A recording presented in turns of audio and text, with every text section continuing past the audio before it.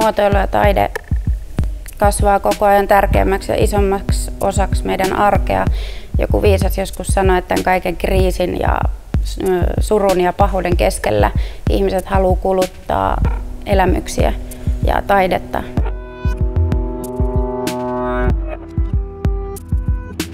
Eli tosi aitoja tuotteita, jotka on tosi rehellisiä valmistustekniikalle, materiaalille, prosesseille ja sitä kautta niin kuin merkityksellisiä tuotteita.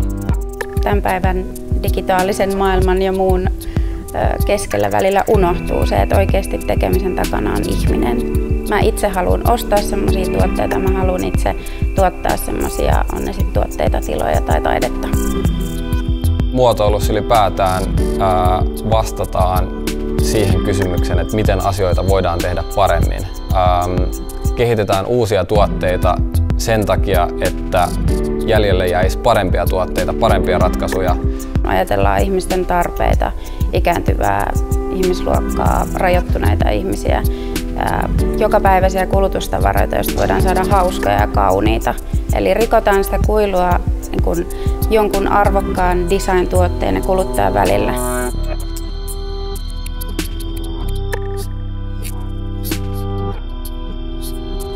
Taide ja muotoilu kuuluu kaikille.